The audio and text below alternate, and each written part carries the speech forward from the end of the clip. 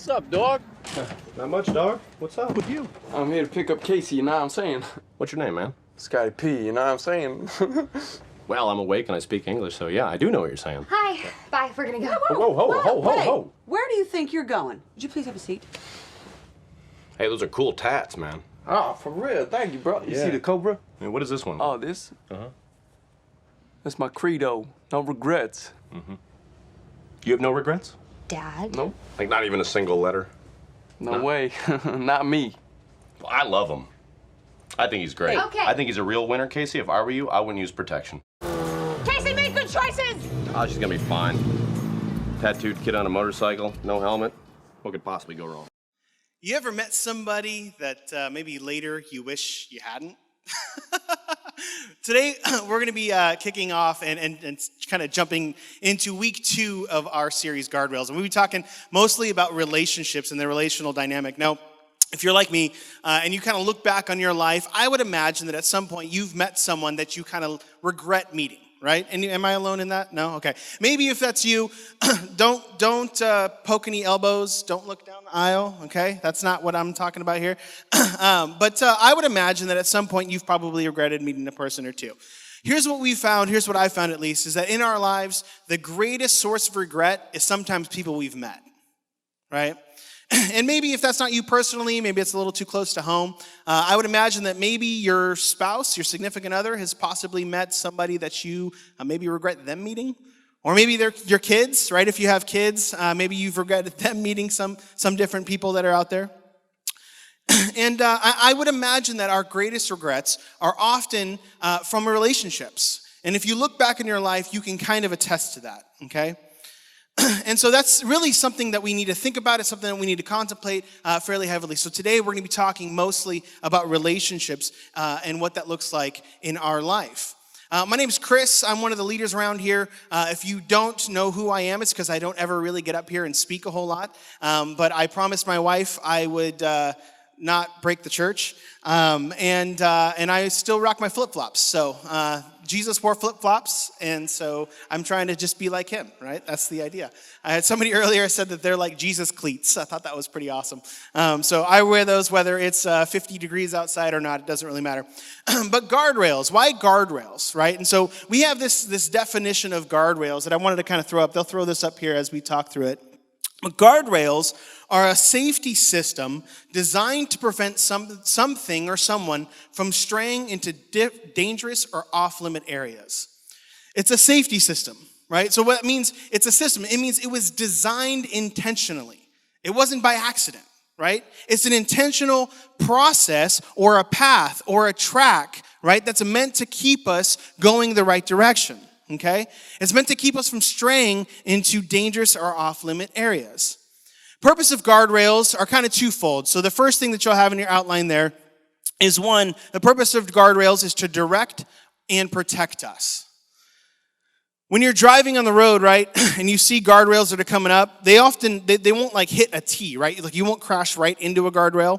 Right? I was driving this morning out here and just kind of watching the freeway as we go, right? And guardrails are often going around the bends and the curves, right? They go with our life, right? But the idea is that they're meant to direct us in a particular direction and protect us from mistakes or errors or different things in our life, right? Now, so the thing with guardrails, though, and you can throw that picture up for me, is that they are meant to be in the safety zone.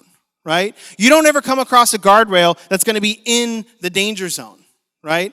If you're driving, anybody drive down the freeway and love coming across those areas of construction where the barrier that's there gets right up on that line, right? Anybody love that? They just like enjoy driving that way, right? No, you move over. You're like, this is stressing me out, right? It's because guardrails aren't meant to be on the line. They're not meant to be close to that danger zone. They're meant to have some sort of a buffer or a margin for error, right? That's the idea. Now check this out, and I'll you guys can roll that video for me real quick. This is sometimes what we do in our life, right? We love to drive fast, go and do a little bit of drifting, right? Oh, yeah. Now, you guys can kind of get the idea, right? Guardrails are important. That make anybody's stomach go, oh my goodness, look at that drop off, right? This guy's like, I'm okay. Don't worry about it, right? I'll be all right. Why is he okay? Look at that. That's scary. He's okay because of the guardrails. Now here's the thing. By the way, that's why women live longer than men, okay? Because I can promise you, right, that some guy was like, hey, you know what would be a good idea? Let's put a road on this mountain, right? Let's have it go around the edges. And then some probably woman said, you know, if you're going to do that, let's put something around the end too so that you don't go flipping off the end of that thing, right? Why men don't live as nearly as long as women, okay? But that's what happens in our lives, right? And that's what guardrails are meant to serve a purpose for, is to direct us and protect us. Here's the second thing that they're meant to do, is they're meant to minimize damage. When you hit a guardrail, right, and you use that video as an example, right, it minimized the damage that could have happened to the vehicle and to that person, right? He's probably going to have to go take that thing to a repair shop, get it fixed a little bit, right? Work out some of the dents. But if those guardrails hadn't been there, the consequences to that drifting, to that driving, to going as fast as you possibly can are devastating. So they're meant to minimize damage.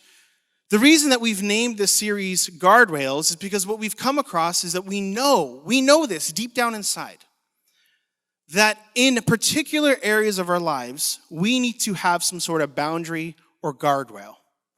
Sometimes when it comes to our finances or our relationships or our professional life, right? Sometimes in our faith or the people we hang out with, we need to establish healthy guardrails. Now the problem is sometimes I'll get a little pushback on this, right? And if you really kind of just evaluate the world, the truth is that culture doesn't encourage guardrails. Right? If you look at the world, culture doesn't encourage guardrails at all, right? And there's a few reasons why. It's because culture lives in more of a content that's about painted lines, right? They don't want these guardrails because what does it do? It exposes areas of other people's lives that they know they probably should have something up in place to protect them. Culture is content with painted lines. Now, I've lived in San Diego my entire life, and I know San Diego's an awesome place to live because so many people come here from other states or even other countries. And because I've lived here in San Diego my entire life, I know this to be true. San Diego has the worst drivers.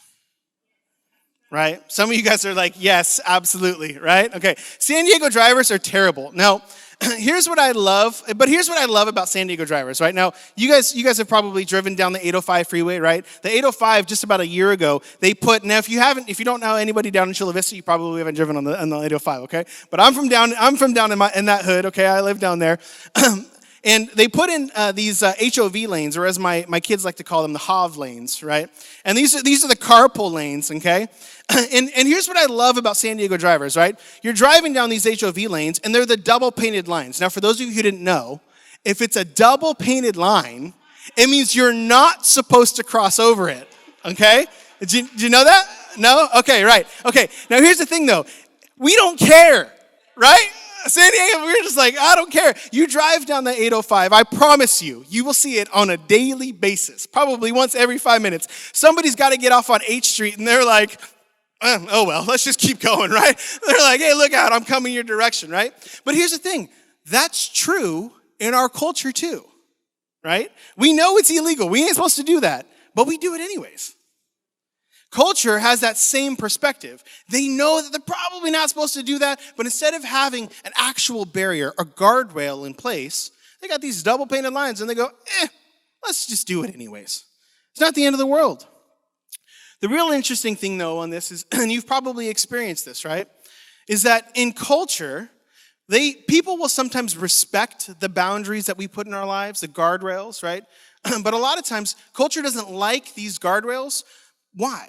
Because personal guardrails are really more like personal rules, right? Like it's a set of beliefs that I established for myself, right? And I'll be the first to tell you, I don't like rules. My wife knows I don't follow stupid rules, right? and that's just a personal philosophy, right? But culture doesn't like following rules, right? Because it exposes something in their own lives that they recognize they don't value or they don't like or they don't want to adhere to, right? So culture in general, if you establish healthy guardrails or boundaries in your life, will often criticize us. They'll judge us. They'll poke fun at us. And if you have healthy boundaries or guardrails and for some reason you still mess up, they'll be very quick to criticize you. Very quick to point out all of these things, right? I mean, just look at the media. Look at the culture that we live in, right? We have these kids who live this YOLO life, right? Now, for those of you who are a little bit older, YOLO means you only live once, okay? Just to kind of help you out there a little bit, okay?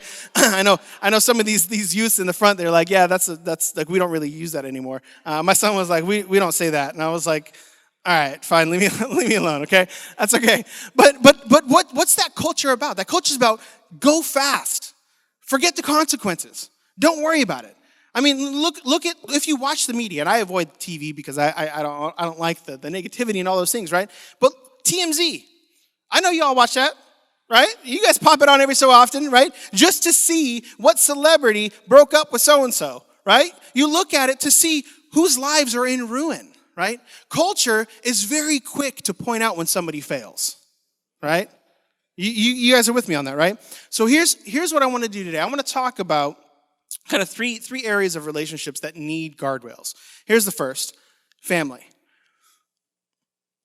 Now, like I said, you guys may not know this, but I don't preach very often, right? I don't get up in front and speak very often. So my family today is one entire row, right? And I told Ronnie when we got here this morning, I said, hey, you're gonna want to put some extra chairs out. And he was like, why? I was like, because I'm preaching and my entire family's gonna be here. It's like, and they invited some friends and they're gonna be here too. I was like, that's just guaranteed, right? But family dynamics are interesting, aren't they?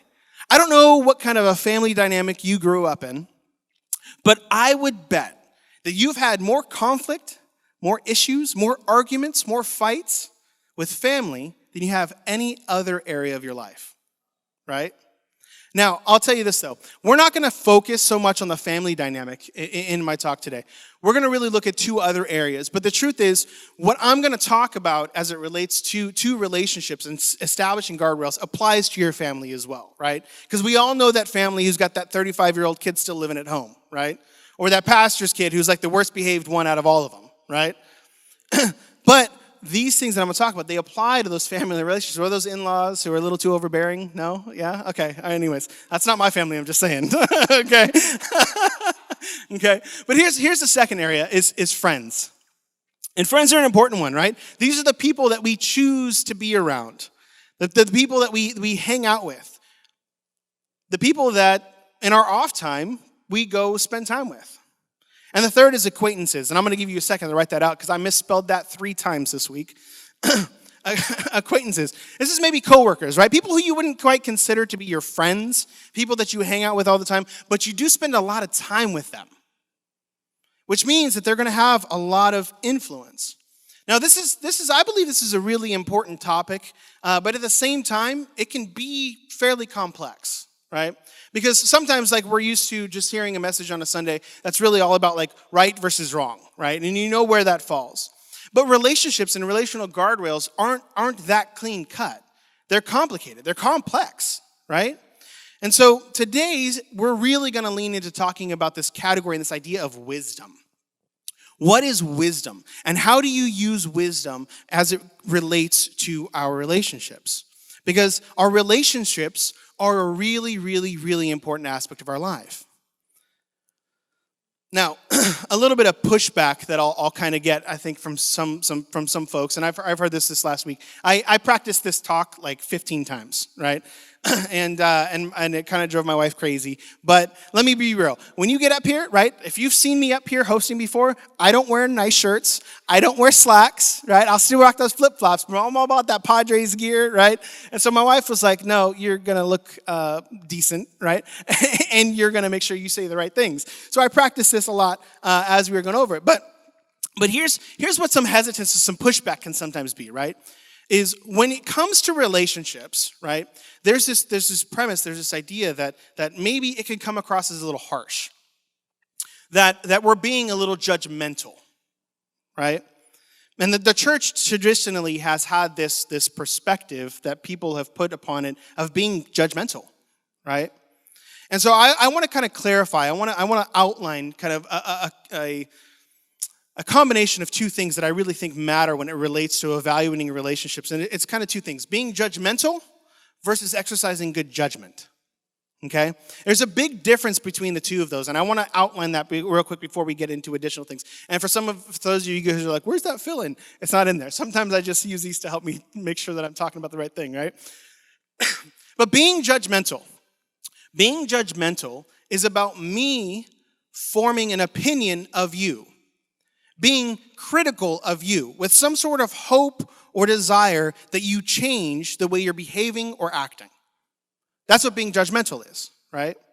What I'm talking about today isn't about being judgmental. What I'm talking about today is exercising good judgment. This isn't about the other person. This is about me. This is about you. So my hope and my goal out of this whole thing is that you would walk away from today's talk with some good tools on how you can actually exercise better judgment in our relationships, using wisdom to do that. Because sometimes we have our judgment, right, is based off of a handful of different things. But exercising good judgment is based off of the past experiences that I had, right, learning from those, looking at my current circumstances, right, whether that's a new relationship, possibly a new job, and looking at the future that I'm hoping to have happen, and making a choice and a decision in the current circumstance with the future in mind. That's what exercising good judgment is all about. Being judgmental assumes something about the other person, that I'm trying to change them or do something with them. Using good judgment is about me and what I want to have happen in my life. Now, I want to give you a couple good examples of exercising good judgment versus being judgmental, right? I know all of you guys can agree with this and attest to this, right? Growing up, if you had a good family or any ounce of family, right? And if you think back to kind of your high school days, maybe your middle school days, right? And you had friends, right? Your parents were paranoid, right? Anybody with me on that one, right? Girls, you ever have your mom go in your room, grab your diary, start reading, trying to figure out your stuff, right? You get all aggro, freak out, and be like, I saw some of the high schoolers in here like, yep, that's happening to me right now, right? She was like, let's not talk about that. Don't worry about that, right? But I promise you, every person in here, right, at one point or another, thought that their parents were being judgmental of their friends, right? That always happened. That always happened, right? Now, here's the thing. I have 5 absolutely amazing, gorgeous kids, okay? My oldest is 10 years old, and he went to our youth event convention last night, actually, and the night before. And I've like, my family knows this. I have a very particular perspective on my kids and them growing up, right? And here's the truth. If you've got kids now, and they're young and they're growing up, right? You are paranoid-er. Right? Because you know the days we live in, right? And why are you paranoid? Because you know you. You know how you were, right? You know now what your mama knew back then, right? That you're trouble. I'm just kidding, right? But here's the thing. Your parents, they did things, right? And maybe they told you, you can't hang out with that person. Or maybe they told you, no, you can't date him or her, right? Maybe they even picked up and moved you to a different school, right? Or they moved to a new neighborhood, right? Because they were trying to protect you, right? And if you're a parent now, you kind of know this. When you're on the receiving end of it, you're like, you're being so judgmental. But in reality, right? They're trying to exercise good judgment in the area of relationships. And the reason they're doing this is because they care, right? If you have kids, you know that the reason you're doing this is you're willing to take a couple pokes in the eye from your kids, right? Because you are trying to exercise good judgment. Because God has put that person, that son or that daughter in your house, in your care. And you want to watch out for them when it comes to their relationships. But as an adult, how often do we do that for ourselves? How often do we establish healthy guardrails? As an adult, we can see that in our kids and their friends, right? But how often do we see that in our own relationships? Here's what I want you to write down. This is kind of that next point. Relationships determine the direction and the quality of our lives. They determine the direction and the quality of our lives. The thing that makes relationships or friendships great is also the same thing that can make them hazardous. right? What happens when you have friends and you have acquaintances and you have people hanging out, right? It's typically because you have things in common with them, right? You like to do things with them, activities, whatever it is, right? And what happens is when you're hanging out with those people, you start to relax, right? You let your guard down, right? And that's a good thing when you're in good relationships. But when you don't really know those people very well and you let your guard down, bad things can sometimes happen, right? Now, I did a lot of reading and research this last week. I spent more time working on this than I think I did anything else. And I watched I listened to a lot of podcasts. I watched a lot of videos. I checked out other sermon series, people who were talking about this. And I just want to kind of throw this out there as like a side note. If I ended up stealing a lot of this stuff from other pastors and other people, okay, I'm just putting it out there. And if you have this like false idea that anybody who's up here preaching doesn't do the same thing, consider that bubble burst, okay?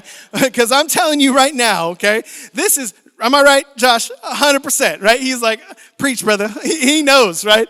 It is, here's the thing though, right?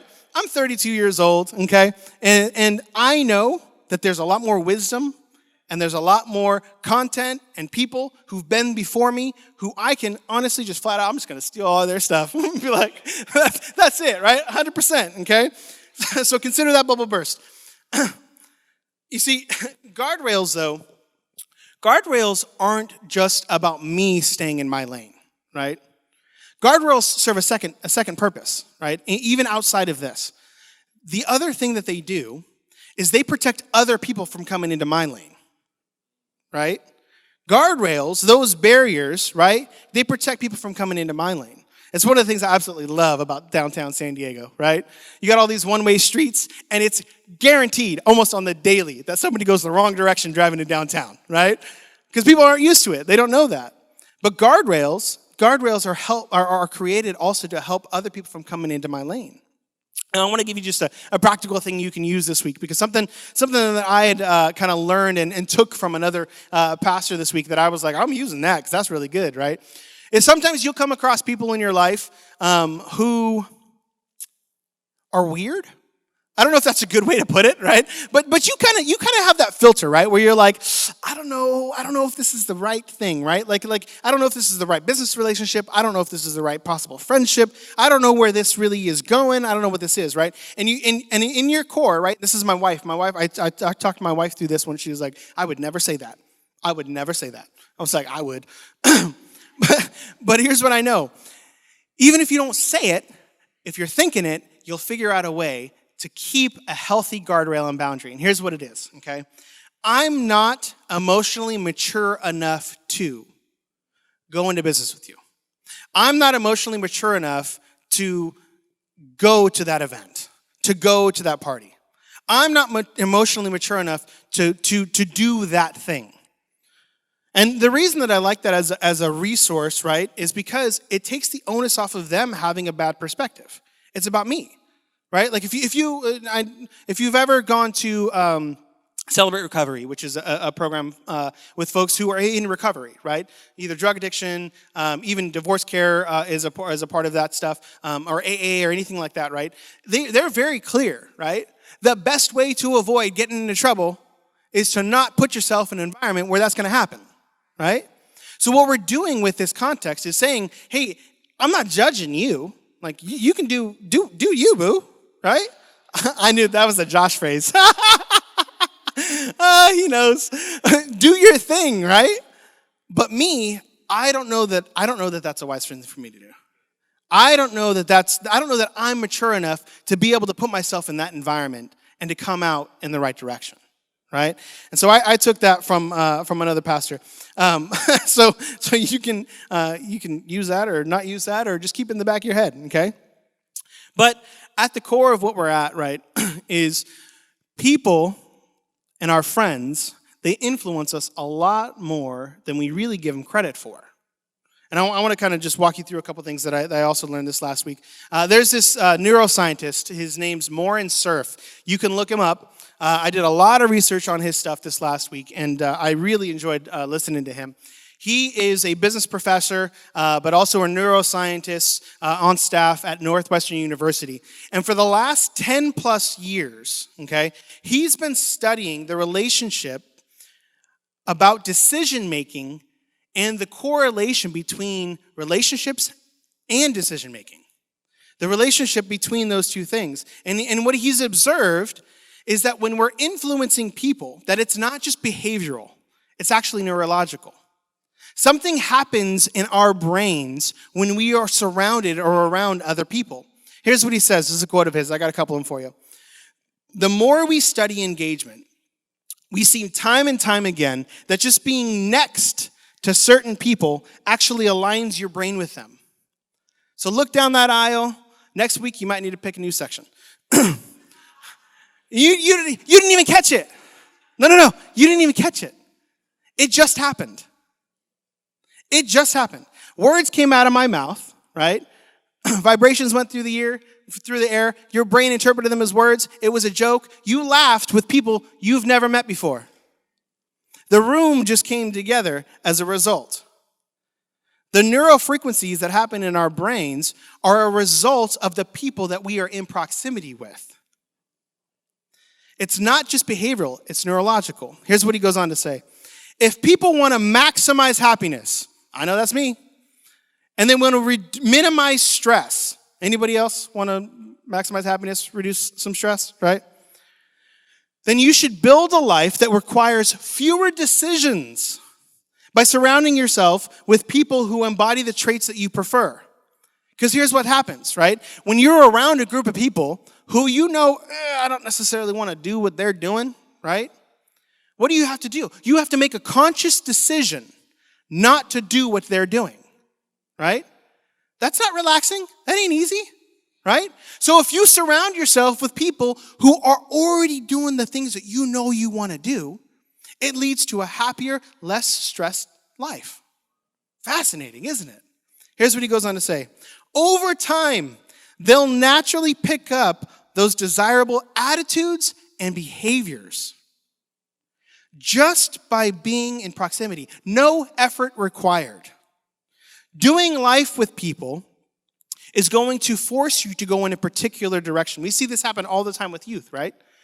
If you didn't know this, you are a acceptance magnet, right? We long for acceptance, right? And you'll see this happen with youth a lot, right? Where they'll be invited and accepted into a group of people that they really, like, from the outside, be like, they don't even fit in that group, right? But what happens over time? They start looking more and more like that group because we're acceptance magnets. We want to be accepted.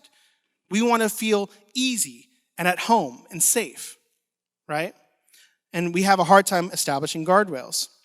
So if this is true, if this idea that our brain waves function the way that they do, and we are naturally attracted to relationships, and just by being in proximity, it's going to change our behavior and our attitudes, what do we do with that? We have to leverage and establish healthy guardrails in the relationships that could be coming in our lives. And here's what I love about this, right? Here's what I love about the Bible, by the way, is the more research I do, and I'm a giant nerd. I'm just going to tell you that right now. I wear glasses, and I own it, okay? I love reading. I read more than anybody you probably come across. On my 15 minutes to work every morning, I'm listening to some sort of audiobook or podcast or something, and I read a lot. I'm a giant nerd, okay? I love brain. I love all of it, okay? I'm a nerd. I know that's not a lot of you guys, but that's how I function. You know what I love about the Bible? Before we had neuroscientists, and before we had these clinical studies and all these trials, there's wisdom in that book that transcends what we've seen over the last 3,000 years. 100%. 3,000 years ago, there was this guy named Solomon, okay? Now, if you don't know who he is, okay, he has been deemed the wisest man to ever live, okay? And before we had Moore and Cerf and we had these neurological studies, okay, we had a guy named Solomon. Now, Solomon was the king of the Israelites. He was the third king, okay? We had Saul, we had David, and David's son was Solomon. Now, Solomon came into being king in some not so, nice circumstances, okay? And we're going to read through kind of how he became king and why he is someone we should look to for wisdom in our lives, okay? We're going to pick this story up in 2 Chronicles. It says that night, the night that Solomon was made king, God appeared to Solomon and he said, "What can I give you?" Solomon responded to God, "You've shown great love to my father David, and you made me king in his place. Now, Lord, you've kept your promise you made to my father David. You've made me king who are as numerous to people who are as numerous as specks of dust on the ground." Now, just pause there for a second, okay? I own a small business, and I have about 45 people who work for us. And I'll tell you, it's stressful, okay? It is difficult to manage that many relationships. Imagine waking up one day, and you're president of the United States. You got 350 million people you're responsible for. That's what happened to Solomon. Would you be a little stressed? Would you be a little worried? Right? So Solomon prays to the Lord, okay? And God comes to him and says, "What can I give you?" Right? Man, can I use one of those? Anybody else? Right? But here's what he says. He says, "Give me wisdom and knowledge so that I may lead these people. After all, who can judge this great people of yours?" God replied to Solomon, "I know this request is from your heart. You didn't ask for riches, fortunes, honor, or the death of those who hate you. You didn't even ask for a long life. Instead, you asked for wisdom and knowledge to judge my people over whom I've made you king. So wisdom and knowledge will be given to you. I will also give you riches, fortunes, and honor like no other king before or after you." You know what I love about this? Is right there in verse 12. It says, "So wisdom and knowledge will be given to you." It's not something for him to go get. God gave it to him. Here's my outpouring of wisdom and knowledge on you, Solomon, because you asked for that. So that's not something to me, right? And this is just me being, again, a nerd, right? If the person who sought wisdom and knowledge got it directly from God, right? It would probably be smart for me to tap into what that guy's got, right? So that's what we're going to do today. We're going to look at what did Solomon write. Solomon wrote the book of Proverbs, if you didn't know that. Now, here's the thing. I'm a big reader, but I'll be honest, I sometimes struggle to read the word, okay? I'm with you on that, okay? But here's what I want to encourage you to do. The book of Proverbs is like the easiest book of the Bible to read because they're like one sentence little nuggets that you could just take every single day, right? And there's so many different versions of the Bible. Go find an awesome version and read one little nugget a day. Here's what Proverbs 1 says. These are the wise sayings of Solomon, David's son, Israel's king, written down so we know how to live well and right, to understand what life means and where it's going. Guardrails. A manual for living, for learning what's right and just and fair, to teach the inexperienced the ropes, and to give our young people a grasp on reality. There's something here also for seasoned men and women, still a thing or two for the experienced to learn. Fresh wisdom to probe and penetrate the rhymes and reasons of wise men and women. So we're all about taking the next step here at Center Church, right? And it's why we leverage those connection cards so heavily. We want you to be a part of what's going on here in that regard. On that connection card today, before we wrap up, will you please make a commitment to read something out of Proverbs? Because here's what I know to be certain. That book of the Bible contains more wisdom and more knowledge than you'll ever come across in your day-to-day life. And if you have a hope and a desire to have healthy relationships and guardrails established in your life, that's the best place to start. When I turned 18, I did what most other kids do. I went out and I got a tattoo, right? Anybody else? We're like, yeah, I'm doing it, right? Now, I'm a little bit different. When I was in high school, I walked away from church. I grew up in the church, but I walked away from the Lord. I walked away from church. And when I turned 18, I had kind of turned back and gone back to the church. And I knew growing up that who you surround yourself with makes a big impact on your life, right? And so I got a tattoo of a verse. It's Proverbs 13:20. And you've maybe heard this before, but we're going to kind of talk a little bit about this because I think this speaks volumes about the concept of wisdom and establishing guardrails in our lives. Here's what it says in Proverbs 13:20. Walk with the wise and become wise. Just pause right there for a second. Leave this up here for me if you can. Walk with the wise and become wise. I've seen this happen in my own life. I've had many people tell me over the years, and it's flattering, but it's not to my own credit, that I'm wise beyond my years. And the truth is, the only reason that that's happened in youth, for most of you guys sitting in the first 3 rows, Can I tell you, so who you surround yourself with is going to have a bigger impact in your life than any conscious choice you make, period. Any career you go down, okay, any college you go to, who you surround yourself with is going to have a bigger impact in your life. And from the time I was 18 years old, I surrounded myself with other pastors and people who were at least 10 years older than me. A lot of them. Most of the people I was hanging out with were 10 to 15 to 20 years older than me. And I mean, a lot of people were like, that's really kind of weird. You don't hang out with people your own age? No, because they're dumb. Right? I know it's a joke, but let's be real, right?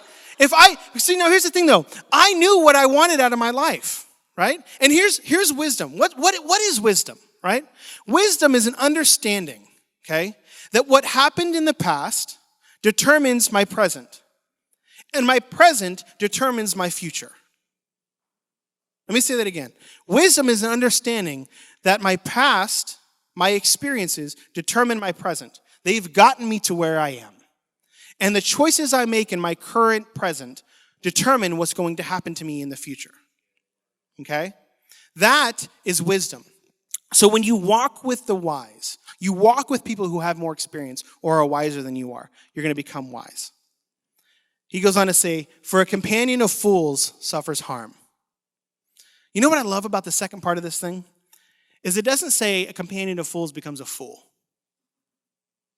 It says a companion of fools suffers harm. Think about that. Why does that matter? Because here's what happens. When you surround yourself with people who are foolish, who don't have control of their life, then their life inevitably explodes. You get hit by the shrapnel, right? You suffer the harm as a result of that relationship, right? And it's not that you're going to become just like them and you're going to be a fool, but you're going to deal with some of the consequences, okay? And here's what I want you to know. Friends who aren't careful with their lives, they're not going to be careful with your life. Friends or acquaintances or people who don't care about their health, who don't care about their marriages, okay? Who don't care about their finances, people who don't care about their reputation, who don't worry about or don't have a faith, they're not going to care about your life. They don't care about theirs. Let's just be real about that. Friends who don't take care of themselves won't take care of yourself. The point of a guardrail is to light up our conscience before we veer into the danger area, right? And I'm almost done here. I got five kind of things that I want to go over with you guys, and we'll be done here in just a few minutes. The point of a guardrail is to spark a thought in your mind.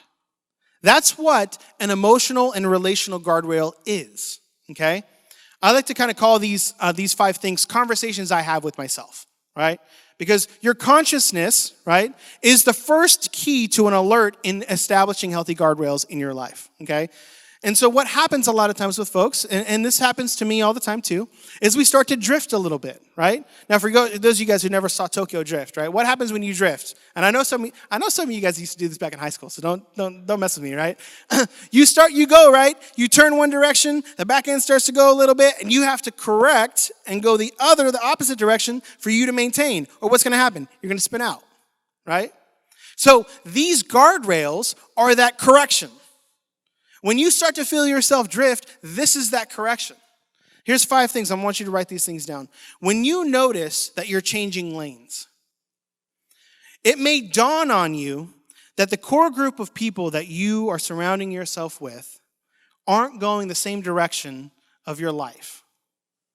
When it dawns on you that the people that you are in proximity to aren't going the direction that you have for your life, the hopes and the dreams that you have, that's how you know you're changing lanes. That should be a big red alert, because relationships, they're not static. Relationships don't just stay. There's no like status quo in relationships. They're either growing or they're decaying, right? So if the people you're with, in proximity with, if they're going a particular direction, you have to make a conscious decision to say, am I going the same direction as them? Do I want to do that? Number 2 is pretending to be somebody else. When you catch yourself pretending to be someone then you know you truly are, don't stay in that kind of a relationship. Because at its core, right, when you're pretending to be someone else, you're lying to that person. You're not actually like them, right? And you're lying to yourself. So when you feel yourself pretending to be someone else to fit into that group, or you feel yourself pretending to be somebody else for that person to like you, to be accepted, that's a huge red flag. 3, pressure to compromise. When you feel pressure to compromise on whatever belief or system of beliefs that you may have, when you have pressure to compromise, when something that has never been a temptation before is now suddenly on the table as a viable live option, you know that you're experiencing some pressure to compromise. When that person invites you to that thing and you're like, nah, I don't really do that. And then you're driving home and you go, yeah, you know what, maybe it wouldn't be the end of the world. That's pressure to compromise, and that should be a big red flag. That's an awareness of consciousness to understand that there's a guardrail that needs to be established there. Number 4, attendance without participation. And I know that's a long one right in there.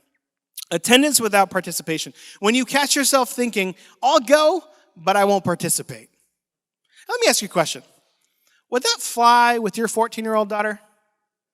No way, right? If my daughter, as she gets a little older, came home and said, Dad, I'm going to go out with some friends. There's going to be 12 boys and it's just me and one girlfriend. I'd be like, you got 2 options. Either you stay home or I'm coming with you, right? Right? And so if we don't have that expectation on our children, why in the world would we think we're capable of anything other than that? This idea that you can say to yourself, I'll go, but I'm just not going to participate. Why even put yourself in that environment? Right? That's a toxic and a bad place to go with. Number 5 is going off the grid. When you hope that the people you care about don't know your whereabouts. When you hope that the people you care about don't know your whereabouts, even if it's not illegal. I'm not saying that you're doing something illegal. But if you at any point think to yourself, I wouldn't want to have to say this or tell so-and-so where I'm at, or I wouldn't want them to ask me where I'm at. Now, again, some of these are going to apply to others, some aren't. But if you are off the grid and you are telling yourself, I'm okay where I'm at, that's a big red flag. Because this is the nucleus of a lie. It's the nucleus of damaging those relationships and putting yourself in an environment that's going to hurt you as well. So why am I so adamant about this? And the truth is, I'm a big reader. I'm an observant person. I've seen relationships after relationships after relationships.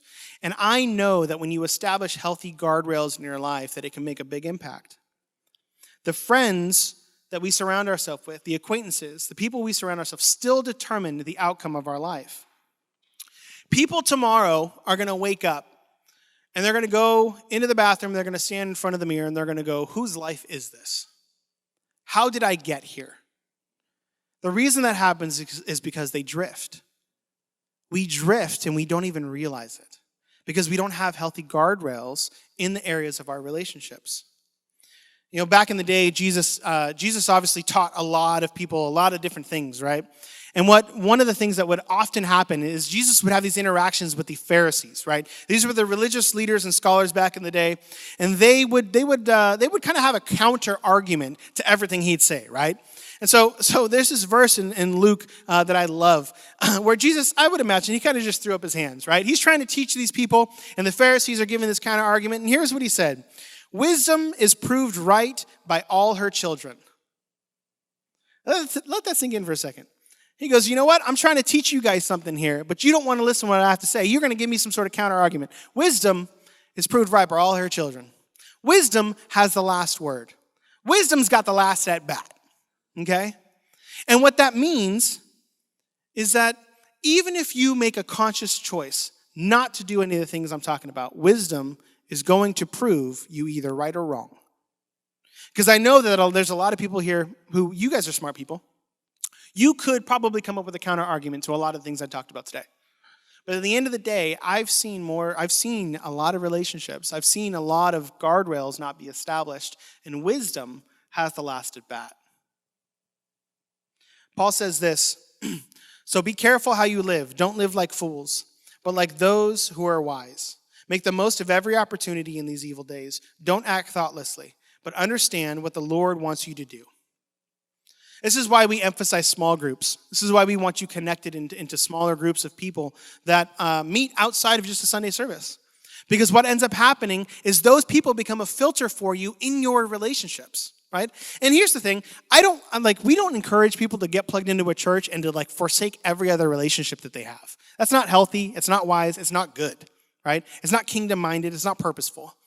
But there should be some relationships that you have in your life that become your guardrails, and they filter out other relationships that you have. Because here's the bottom line. Establish guardrails because you'll be happy you did, or you'll wish you had. Let's pray. God, thank you for bringing us here this morning.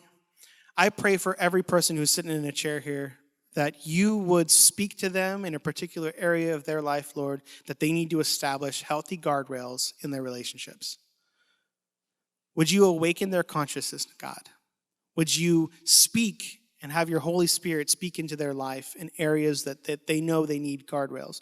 Would you surround them with people who are going to help them establish those guardrails? And would you give them the wisdom to continue to seek you in those areas in their relationships, God? We pray these things in your Son's name. Amen.